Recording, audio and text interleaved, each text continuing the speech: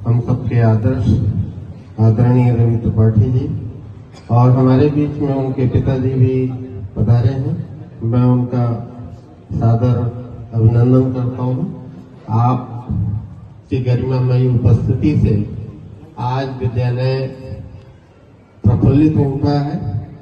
मैं इसके लिए आपका बहुत बहुत आभार व्यक्त करता हूँ। और मेरे मन में एक इच्छा हुआ करती थी कि हमारे विद्यालय में हमारे बच्चे साहित्य, संगीत, कला के क्षेत्र में अग्रणी स्थान रखने वाले ऐसे व्यक्ति या व्यक्तियों को स्वागत करने का हम सबको मौका मिले। और चूंकि मेरी बहुत दिनों की इच्छा थी आदरणीय रवि सर के लिए, क्योंकि आपकी व्यस्तता हुआ करती थी, जब भी कभी आप क्षेत्र में आते भी थे तो हमारी मुलाकात नहीं हो पाई कभी। तो एक दिन ऐसे मैंने वीडियो देखा अभी आपका राजन जी महाराज के साथ, तो मैंने प्रदीप जी से चर्चा की। मैंने कहा सर से बात करिए और सर से निवेदन किया जाए थोड़ी देर के लिए विद्यालय में अगर समय मिल जाएगा तो हमारे बच्चों को सीखने को मिलेगा और हम सबको भी बड़ा अच्छा लगेगा। और आपने सहृदयता पूर्वक हमारे निवेदन को आपने स्वीकार कर लिया, हमें बड़ा अच्छा लगा आपकी सहृदयता।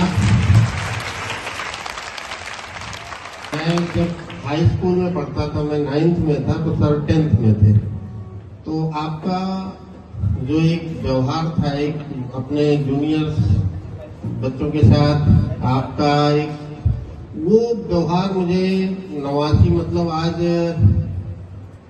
36 साल पहले, मैं 9th में था तो सर 10th में थे और हम लोगों से मिलते थे तो इतना सहृदयता के साथ मिलते थे, इतना प्यार के साथ मिलते थे, तो हमें आपके उस व्यवहार से इतना प्रेरणा मिलती थी।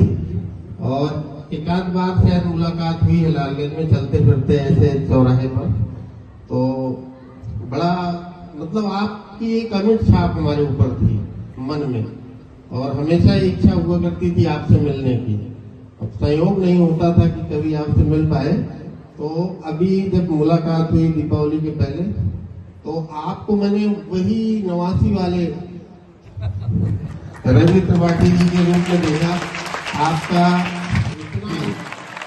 इतना स्नेहिल व्यवहार, इतना अपनापन शायद ही मैंने आज तक किसी को ऐसा देखा हो या ऐसा पाया हो। तो मैं आपके स्वभाव का कायल रहा हूँ शुरू से ही, और मैं आपका बड़प्पन है। आप इतने ऊंचाई पर पहुंचने के बाद भी आपने जो आपकी मौलिकता थी वो नहीं कभी कम हुई, और इसके लिए मुझे बहुत अच्छा लगा कि सर पहले जैसे थे आज भी वैसे ही हैं। और आपको हालांकि हम लोग हमेशा याद करते थे, जब आप इंडियन आइडल में थे तब भी इतना हम लोगों के पास साधन नहीं था, उस समय फोन वगैरह की इतना उपलब्धता नहीं थी, लेकिन हम लोग सुनते थे। इस सारी इंडियन आइडल में पहुंचे हैं तो हम लोग बहुत खुश होते थे कि सर वहां पहुंच गए, जबकि इस छोटी सी जगह पे उस समय पहुंचना कितना मुश्किल काम था। आज के दौर में तो साधन उपलब्ध है, लेकिन मेरे ख्याल से ये 2005 या 6 की बात है, आज से करीब 19 साल पहले। तो मैं आपको देखता था कि जब मैं पढ़ता था विद्या निकेतन में, तो आपका घर और विद्या निकेतन बिल्कुल ज्यादा गैप नहीं है। तो आप जब भी रिहर्सल करते थे तो आपकी आवाज हमको सुनाई पड़ती थी। स्कूल में भी सुबह सुबह आप रियाज करते थे, तो आपकी जो कंटिन्यूटी थी, एक काम के प्रति आपका डिवोशन था, संगीत के साथ जो लगाव था, वो शुरू से ही इतना ज्यादा था कि उसकी शब्दों में बयां करना मुश्किल है।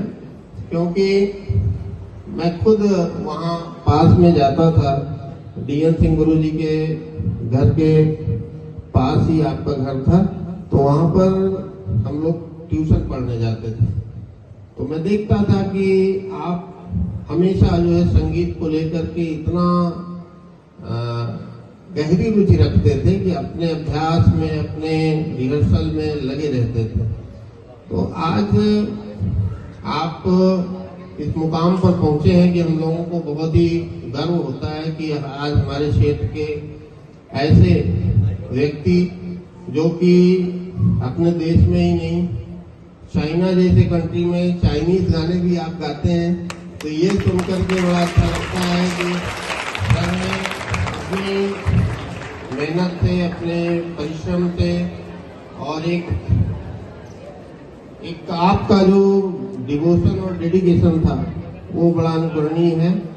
आज आप हमारे बीच में हैं, हम सबको बहुत खुशी हो रही है आपसे मिलकर के, और मैं उम्मीद करूंगा कि भविष्य में भी ऐसे ही आपका प्यार, स्नेह, आशीर्वाद मिलता रहे। और मैं आपका तहे दिल से आभार व्यक्त करता हूं, आदरणीय पिताजी का भी तहे दिल से आभार व्यक्त करता हूं। बहुत बहुत धन्यवाद।